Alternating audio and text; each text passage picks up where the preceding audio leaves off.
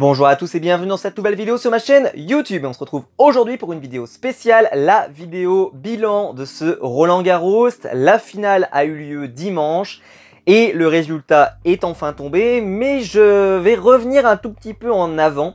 Et je vais vous parler de la demi-finale un tout petit peu avant pour essayer d'expliquer un petit peu plus mon propos. Alors, moi je suis très fan de tennis, je suis très fan de Rafael Nadal, je ne l'ai jamais caché sur ma chaîne YouTube. Et donc forcément le résultat final a été a convenu à mes attentes, j'ai envie de dire.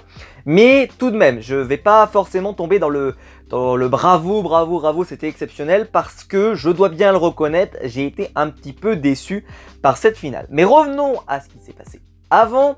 Vendredi avaient lieu les demi-finales garçons. Je parlerai très peu, je suis désolé de ce qui s'est passé chez les filles parce que j'ai très peu suivi. C'est pas forcément une division que je suis de très près, donc je ne vais pas m'en parler. Mais bravo à la gagnante. Mais voilà, c'est pas quelque chose sur lequel j'ai une maîtrise suffisante pour pouvoir en parler sur YouTube.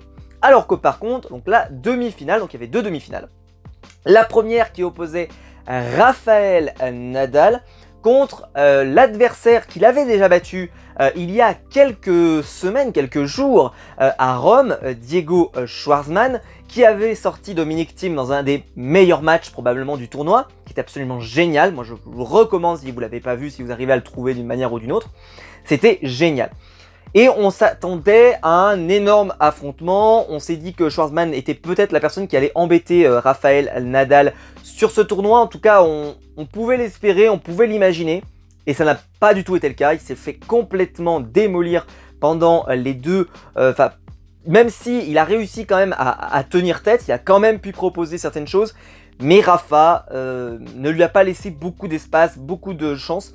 Même si par contre... il a fait beaucoup de fautes, Rafa. C'est-à-dire que, selon que Diego Schwartzman a profité de pas mal de fautes de Rafael Nadal, qui m'inquiétaient moi personnellement quand je regardais le match, bah il n'a pas surperformé et malheureusement bah, le résultat a été le résultat attendu. Rafael Nadal va en finale de Roland-Garros. Et je crois que je l'avais dit dans ma première vidéo ou la deuxième vidéo, je ne sais plus. Je vous avais dit que plus Rafael Nadal se rapprochait de la finale, que ce soit en demi ou en finale, qu'il devenait quasiment imbattable. Je m'explique parce qu'en fait, il a un ascendant psychologique sur ses adversaires qui est énorme. On le sent d'ailleurs quand Djoko il est arrivé en finale, ça se sentait vraiment. Et Schwartzman, je ne sais pas si ça se sentait, peut-être pas, mais en tout cas, il a un ascendant. C'est-à-dire que les gens se disent, c'est-à-dire qu'il va falloir que j'aille sortir 3-7 contre Nadal pour le virer de Roland-Garros. Ça met une pression, alors que Rafa, lui, il n'est pas du tout dans cet état d'esprit. Dans cet état d'esprit que je vais gagner Roland-Garros. Peu importe les adversaires qu'on va me mettre sur mon chemin, je vais gagner. Et même si les conditions ne sont pas avec moi, même si les balles ne sont pas avec moi, même si le temps n'est pas avec moi, même s'il y a un toit, etc., je vais être au rendez-vous et je vais gagner. Et donc, c'est quelque chose, en fait, pour les autres, ils ont l'impression d'affronter l'Everest. Et lui, bah, ils ont l'impression pour Schwartzman, que bah, c'était quasiment impossible. Alors que pour Rafa, lui, c'est presque... voilà, c'était attendu pour lui. Mais le match de ces demi-finales, bien entendu, c'était Novak Djokovic contre Tsitsipas. C'était extraordinaire. Pourtant, les deux premiers sets, de la part de Novak Djokovic, il roule sur Tsitsipas, il est exceptionnel, il fait très peu d'erreurs, il laisse très peu de chance à son adversaire. Le pauvre, en fait, il a quasiment aucune opportunité de pouvoir gagner, mais ce que j'ai beaucoup aimé, c'est pour ça que j'adore ce joueur, c'est qu'il a passé son temps à s'entretenir, c'est-à-dire à dire « Allez, je vais y arriver, je vais continuer, purée, c'est dur, il fait aucune erreur, il me met dans les cordes, il me met en difficulté, mais je suis là, je vais répondre, etc. » Et c'est ce qui va se passer, c'est-à-dire qu'au troisième set, il va y avoir un peu ce sursaut d'orgueil qu'il a eu tout le long, hein, où il va aller chercher le troisième. Il va aller le chercher au courage, mais il va y aller. Et le quatrième, alors là, le quatrième, pour moi, c'est incroyable, où tu te dis que Novak, il est acculé, mais il va revenir. Et là, non, au courage, il va le chercher le troisième, il va chercher le quatrième. Et malheureusement, il n'avait plus l'énergie pour aller chercher le cinquième. Et là, Novak s'est mis à dérouler et à donner son meilleur tennis à ce moment-là. Et en même temps, c'est que son adversaire aussi avait un peu levé le pied. Mais ça a donné un match génial, parce que jamais on n'aurait imaginé au troisième set que Novak pourrait perdre ce set. Et c'était une grosse surprise, presque, on ne s'y attendait pas à ce moment-là en fait. Et c'est là où le match a pris encore une autre ampleur, parce qu'après, dans le quatrième set, on commençait pas à espérer. Moi je me disais toujours que Novak allait finir par s'en sortir quand même, j'y croyais toujours. Et puis, j'y tenais un peu à ma finale Novak-Rafa. Mais honnêtement, si on m'avait dit Tsitsipas contre Rafa, je pense qu'on aurait eu un excellent match. Et peut-être même d'ailleurs qu'on aurait eu un meilleur match que ce qu'on a pu avoir lors de la finale. Puisque vous le savez, Novak Djokovic a remporté la victoire et a donc affronté Rafael Nadal en finale de Roland Garros. Alors déjà, premier point. Novak, il faut quand même lui reconnaître des choses, c'est que il est très souvent dans les finales de grand chelem, où il gagne d'ailleurs, ou en tout cas il est en finale. Il est complet sur toutes les surfaces, il est dangereux sur dur, il est dangereux sur herbe, il est dangereux sur terre battue. C'est un joueur qui est... c'est Terminator. C'est Terminator. Mais c'est ce qu'il va dire d'ailleurs dans son interview finale, c'est que à Roland Garros, on est chez Rafael Nadal. On est chez le roi. On n'est pas chez soi. Et c'est extrêmement compliqué de venir le jouer ici, parce que il a vraiment sa palette de jeux sur lequel il peut jouer. Et pour moi, pourtant, je pense que Novak était celui qui pouvait le plus mettre en difficulté Rafa. Parce qu'on voyait que Rafa ne courait pas énormément dans ce tournoi. Il était surtout dans le fait de faire les gestes, de jouer avec les lignes, d'être très fort. Et c'est pour ça d'ailleurs que ça m'avait beaucoup inquiété que Rafa fasse beaucoup de fautes dans la demi-finale. Et là, en finale, non. Il va faire aucune faute. Et là, ça va être la stupeur. Il va gagner 6-0 le premier set. Boum, l'enclume qui tombe. Mais t'as senti que, on a tout de suite senti que Djoko, alors il prend le premier point déjà, en plus il se fait breaker tout de suite, Djoko, et tu sens qu'il n'a aucun moment de révolte. C'est-à-dire que contrairement à Tsitsipas qui continuait de s'entretenir, de s'entretenir en disant allez je vais y aller et tout, Djoko il était livide. C'est-à-dire que je pense que le premier point qu'il perd, ça le met dans un état qui est horrible. Et ça c'est peut-être la chose que j'aime le moins chez ce joueur, c'est le côté, des fois il a ce... Je sais pas, il semble pas là. Il est très froid parce qu'il a un côté un peu Terminator, c'est vrai, et ça peut avoir un côté un peu négatif, je trouve. En tout cas, moi, dans mon propos, c'est un peu négatif parfois, même si c'est ce qui fait aussi que c'est un excellent joueur et que c'est un des plus grands joueurs de tous les temps. C'est que, bah, quand il est pas dedans, bah, t'as l'impression que ça le fait chier d'être là, qu'il est pas heureux, et surtout, bah, vous voyez, par exemple, quand il a eu ce petit problème, là, il faisait semblant d'avoir mal à l'épaule, je sais pas quoi, c'est un cinéma. Ça, c'est le genre de truc qu'on voit pas avec Rafa, qu'on voit pas avec Roger, qu'on voit pas avec Dominic Thiem, qu'on voit pas avec tous ces joueurs. Il y a que avec lui qu'on voit ça. Et là, bah, c'est vrai que t'avais l'impression qu'il boudait un peu. Il arrivait pas à malmener Rafa, alors il était compliqué. C'est vrai que Rafa faisait très peu d'erreurs, c'est-à-dire qu'il lui donnait quasiment aucun point. Même les points sur les mises en jeu de Novak, il allait les chercher, il remettait tout en plus dans le terrain. Même à un moment, Novak, ça l'a un peu décrispé, c'est-à-dire que le moment où il se met à sourire un peu en se disant purée, il a réussi à remettre ça, et moi j'ai réussi à faire le point final, mais qu'est-ce qu'il faut faire pour mettre un point face à Rafael Nadal, à Roland Garros, en finale de Roland Garros? Et tu sens qu'en fait, c'est l'Everest, et que c'est impossible de gagner ce match. C'est-à-dire que je pense que Novak aurait pu jouer 8500 jours, on pourrait jouer en 5-7 gagnants, 17 gagnants, le résultat aurait été le même. Parce que Novak est rentré, on avait l'impression en pensant qu'il n'allait pas gagner. Et ça déjà, un sportif de haut niveau ne doit jamais avoir cet état d'esprit. Normalement, il doit se dire qu'il doit pouvoir gagner. Et quand vous regardez, vraiment c'est criant de vérité. Quand vous voyez Tsitsipas qui gagne, enfin qui va chercher le troisième, qui va chercher le quatrième set, on sent que pour lui, il n'y a pas un sentiment d'infériorité. Quand il affronte Novak en demi-finale, il est prêt à gagner et il est prêt à aller loin. Novak Djokovic, pardon, on a vraiment le sentiment qu'il s'est dit je vais voir ce que ça va donner, on va voir au début ce que ça va donner et puis on verra. Et puis bah il prend 6-0, c'est vrai que je pense que dans son orgueil ça a dû vraiment lui faire du mal. Et moi je m'étais dit, ouais il va se révolter au deuxième set, là il va être vraiment méchant parce que se prendre une humiliation comme ça, un bon 6-0 là, ça fait pas plaisir, même si c'était déjà arrivé d'ailleurs.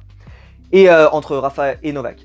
Et là, bon le deuxième set, ben direct tout de suite, Rafa calme tout le monde et rappelle, bah lui dit, ben non mais en fait tu vas même pas pouvoir te remettre la tête à l'endroit. C'est-à-dire que tout de suite il l'a agressé sur son coup droit. Je trouve que Novak a pas assez joué sur le revers de Rafa, mais en même temps, Rafa il faisait très peu de fautes. Tout rentrait, tout était dans le terrain, tout était dans le court, et honnêtement, il prend le deuxième set sans problème. Alors il va y avoir un petit réveil dans le troisième, c'est pour ça que ça va aller un petit peu plus loin que les autres. Mais honnêtement, à partir du troisième, moi j'y croyais même déjà plus. C'est-à-dire que déjà dès le premier set, pour moi, déjà quand 6-0, tu te dis t'y crois pas. Et c'est peut-être le seul truc dommage de cette finale, c'est que je n'ai jamais cru à la victoire de Novak Djokovic. Et quand elle est arrivée, ben voilà. Alors que Dominic Thiem, au moins l'année dernière, face à Rafa, je vais pas vous dire que j'y croyais quand même, parce que j'ai toujours cru que Rafa gagnerait, mais on voyait bien que Dominic Thiem, il savait comment embêter Rafa, et qu'il était vraiment venu pour l'embêter. Et on le voit parce qu'il a vraiment bataillé Rafael Nadal l'année dernière, et que la victoire, elle était vraiment, voilà, il s'est battu pour l'avoir. Là, je vais pas vous dire qu'il s'est pas battu pour l'avoir, mais honnêtement, il a fait son match. Rafa a pas fait un match extraordinaire, 9 étoiles, c'est juste que Novak a fait un non-match. Et donc c'est vrai que c'est un peu glaçant, et je vais parler après du sujet que j'ai mis au titre de la vidéo, c'est est-ce que Rafa est le plus grand joueur de tous les temps? Et bien sûr la comparaison avec Roger va arriver, et je vais même vous dire, parce que pour moi le débat est peut-être même plus complexe que ça. Mais ce tournoi, c'est vrai que par exemple, il y a beaucoup de gens qui vous disent que les finales que gagne Rafa sont pas très belles. Et il faut reconnaître que celle-là, par exemple, fera partie des finales qui sont pas très belles. Alors il y en a eu d'autres, des finales qui ont été très belles. Moi je me souviens de la finale de l'US Open quand il la gagne, la précédente là. Honnêtement, moi j'ai adoré, hein, c'est un de mes matchs préférés de l'année. J'étais complètement fou, le scénario complètement dingue, ça se retourne dans tous les sens, c'était génial, moi j'avais adoré. Alors que là, bah c'est vrai que c'est pas aussi spectaculaire et je pense pas que ce sera un match qui va rester dans l'histoire. Il va rester dans l'histoire parce que c'est le 20, vous voyez, le 20 Grand Chelem, 13 Roland Garros, mais ça va peut-être pas rester en termes de qualité. C'est bien dommage. Alors, maintenant je vais répondre à la question. Donc, pour dire, je vais revenir sur un des sujets que j'avais abordé dans une vidéo précédente, c'est le fait que le tournoi, il soit pas bon le tournoi parce que les Français ont fait des contre-performances. Mais par contre, les têtes de série ont été au rendez-vous. Et c'est ce que j'avais dit dans une vidéo à un peu coup de gueule, c'est que bah, le spectacle a été au rendez-vous. Alors peut-être pas sur la finale, mais les deux demi-finales ont été très bonnes. Les quarts de finale en global ont été vraiment bons, avec des très bonnes choses. Et je trouve même que sur cette quinzaine en totalité, on s'est globalement régalé. On s'est régalé. Moi, en tout cas, personnellement, j'ai passé un excellent moment devant ce Roland Garros. Et bravo à l'organisation, même s'il y a eu des problèmes, le toit qui s'est pas lancé des fois au bon moment, etc., etc. Tout de même, honnêtement, tenir un grand chelem comme ils l'ont fait, avec un peu de public, que ça se passe aussi bien, qu'on n'ait pas eu trop de problèmes avec des gars qui ont eu du Covid, etc., etc., qu'on ait réussi quand même à avoir quelque chose d'assez sain, d'assez serein, qu'on puisse vraiment profiter du spectacle sans se poser des questions de « Ah, machin, est-ce que ça va mal tourner, etc. » Honnêtement, le spectacle a été au rendez-vous. Surtout que pour moi, je pense que le tournoi est quand même assez à perte, hein, parce qu'il donne beaucoup d'argent, il faut le savoir, pour le gagnant de Roland Garros et même pour les autres gagnants.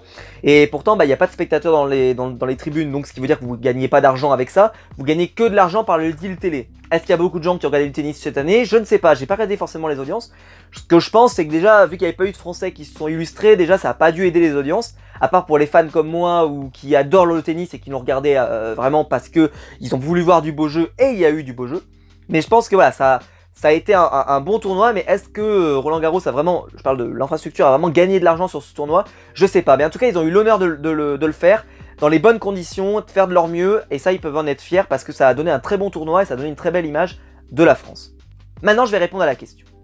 Est-ce que Rafael Nadal est enfin le plus grand joueur de tous les temps? Alors oui, il est arrivé à 20 grands chelems, tout comme Roger Federer. Moi je suis fan de Rafa depuis toujours, j'ai toujours été fan de Rafa. Et forcément, un avis n'est pas objectif. Un avis comme ça ne peut pas l'être.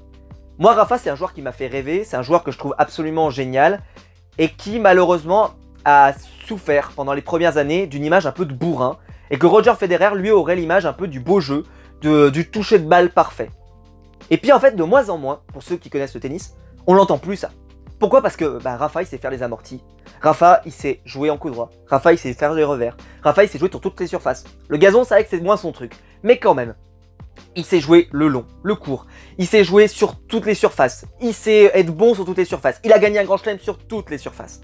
Alors oui, il a gagné 13 Roland Garros, oui il a gagné 13 Roland Garros, mais il a quand même gagné 7 grands chelems. Vous en connaissez combien qui ont gagné 7 grands chelems, honnêtement? Et en enlevant, c'est-à-dire que vous imaginez, vous enlevez la surface favorite du joueur que vous prenez, peu importe le joueur, vous pouvez prendre même des joueurs assez anciens, etc. Vous lui enlevez sa surface favorite et vous gardez que les autres, c'est-à-dire les autres surfaces. Bah, ce serait pas juste. Et bah, pour Rafa, c'est-à-dire qu'il y a plein de gens qui disent, bah voilà, il est bon que sur terre battue, le reste il est pas bon. Mais il a quand même gagné l'US Open, il a quand même gagné Wimbledon, il a quand même gagné l'Open d'Australie, etc. C'est un joueur qui a montré. Et le nombre de Master 1000 qu'il a gagné, etc. Honnêtement, sur le palmarès, je pense que Rafa n'a rien à envier à Roger Federer. Mais je pense que là, en fait, c'est même plus le débat. Il est même plus là, le débat. Est-ce que Rafa, est-ce que Roger? Je pense que ceux qui aiment Roger, aimeront toujours Roger. Et ceux qui aiment Rafa, aimeront toujours Rafa. Et en fait, les deux, pour moi, sont le meilleur. Il n'y a pas... Je pense que le débat peut pas forcément avoir une réponse aussi définitive que de dire que lui, il est meilleur que l'autre. Par contre, ce qu'on peut dire, c'est que Rafa, et ça sera, je pense, à vie, est le meilleur joueur ever sur terre battue qu'on n'aura jamais. Parce que qui gagnera 13 Roland Garros après? Qui?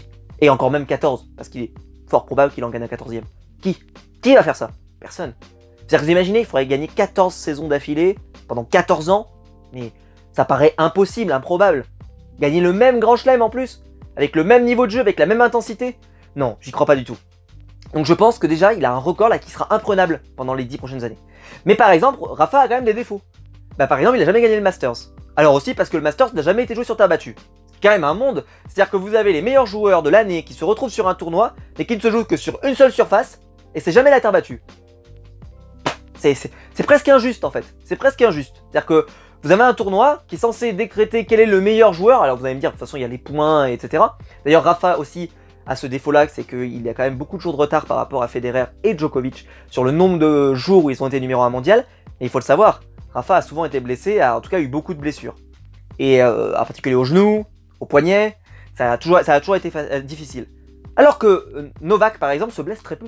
Novak il se blesse quasiment jamais. Federer il s'est blessé très peu dans sa carrière. Et ça aussi ça a joué sur l'impact et sur la capacité à être numéro 1 mondial pendant longtemps. Parce qu'on le connaît, hein, Rafa quand il fait une saison régulière, on la connaît, hein, il fait très fort, il commence au mois de janvier, il va à l'Open d'Australie, il est assez fort, il va essayer de faire bien, et ensuite il va se faire toute une tournée terre battue, il va arriver à Roland, il va étrier tout le monde et il va le gagner. Ensuite, il va essayer de faire 2-3 trucs sur le gazon, mais souvent ça va pas trop aller, il va peut-être même se blesser, etc. Puis après, il va y avoir la tournée américaine, puis asiatique. Et alors là, il y a une chance sur deux qu'il se blesse. Soit il rate la tournée américaine, soit il rate la tournée asiatique. Et après, derrière, il arrive au Masters avec le peu d'énergie qui lui reste, avec le peu de côtes, d'organes, de muscles qui arrivent encore à marcher. Et il se fait étrier, et il rentre chez lui, et au revoir, allez, ciao, bye bye. Les saisons de Rafa, elles ont souvent été comme ça.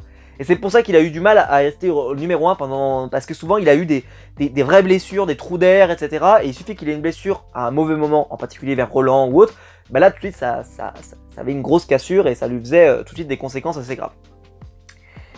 Mais ce que je voulais dire, c'est que Rafa, pour moi, c'est mon meilleur joueur. Parce que je trouve en plus qu'il a plus, et d'ailleurs aujourd'hui les fans de Federer sont de moins en moins à venir dire que Rafa n'a pas le beau jeu, que Rafa c'est qu'un bourrin, etc.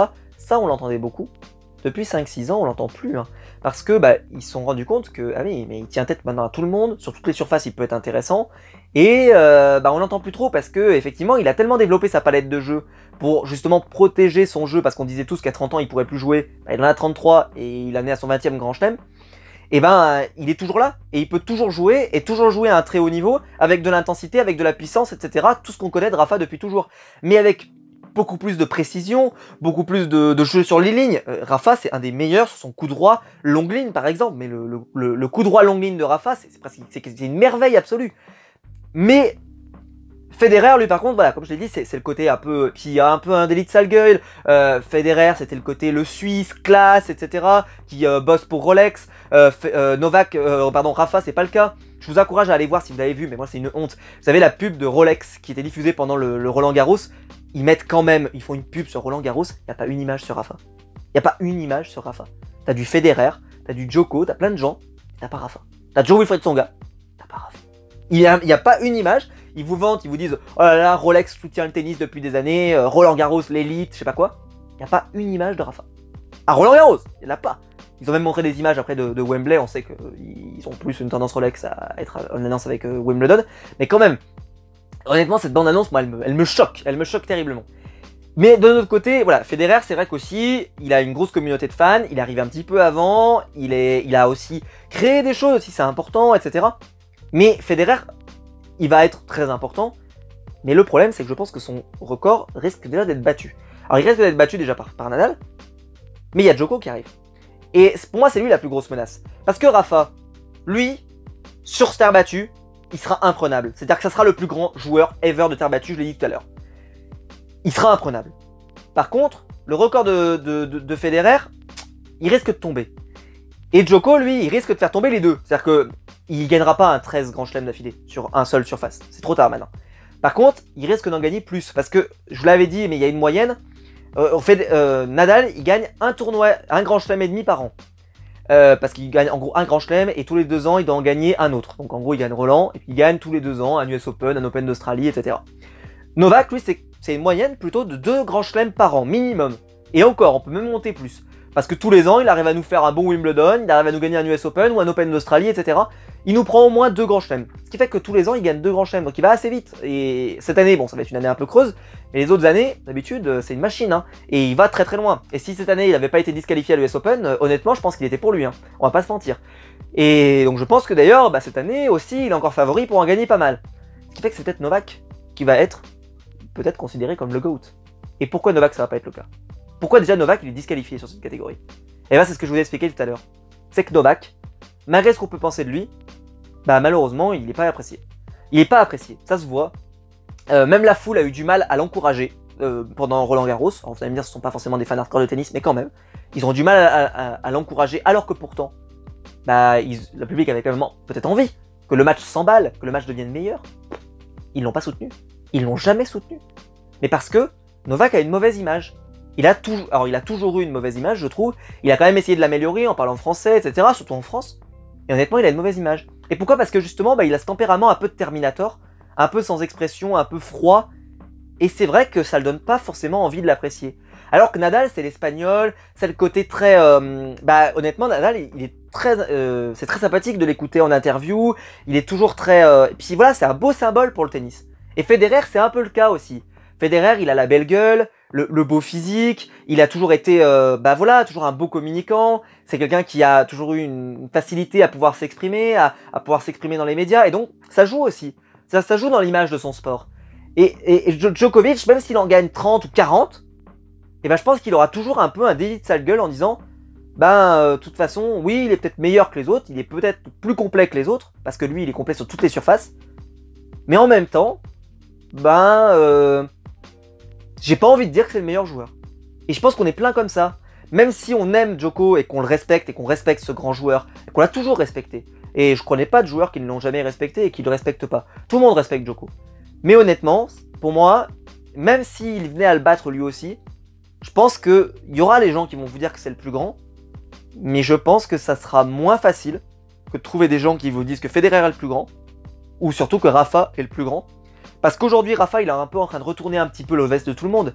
Parce que là, avec ce qu'il fait à Roland, avec l'âge qu'il a, etc., maintenant, les gens se disent, mais waouh, là, c'est quelque chose d'exceptionnel. Là, il est en train de faire quelque chose, il est en train de marquer l'histoire de son sport. Et ça aussi, c'est important. C'est important pour dire qu'on est le plus grand de tous les temps, c'est qu'il marque l'histoire de son sport. Rafa à Roland Garros, c'est un exploit de venir le battre. Ce que Federer n'a presque jamais réussi à mettre quelque part, parce qu'il était bon un petit peu de partout. Alors c'est vrai qu'il a une prédilection pour Wimbledon, on le sait, c'est son jardin.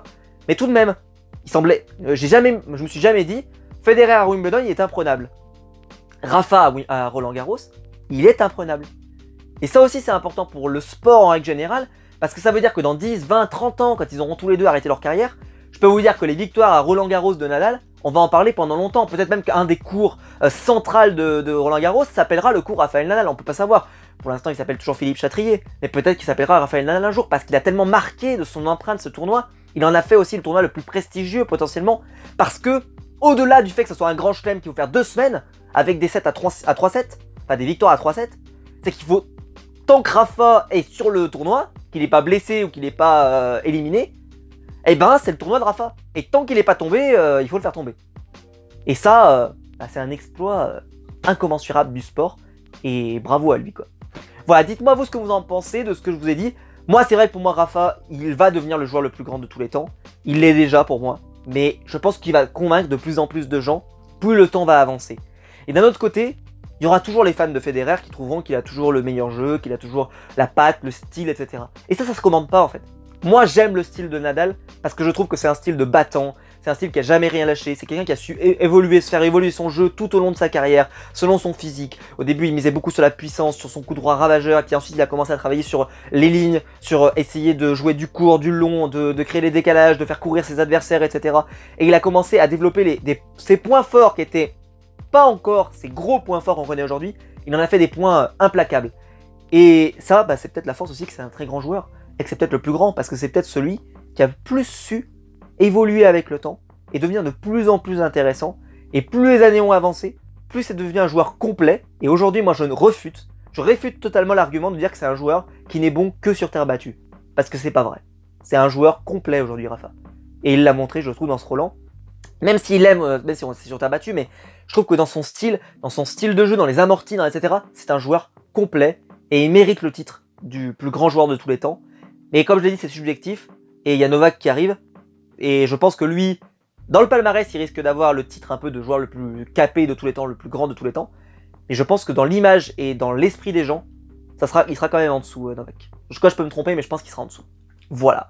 Dites-moi ce que vous en pensez, vous. N'hésitez pas à liker, à vous abonner, à la partager sur les réseaux sociaux. Il y a le bouton rejoindre en dessous si vous voulez faire partie des membres soutiens de la chaîne et soutenir la chaîne financièrement. Je vous en remercie. Et c'était un vrai plaisir de parler de Roland Garros avec vous. Je pensais pas du tout que ça marcherait et je suis super content des retours que j'ai pu avoir sous mes vidéos. Donc merci à vous. On se retrouve, nous, très vite pour une prochaine vidéo sur ma chaîne YouTube. Allez, ciao!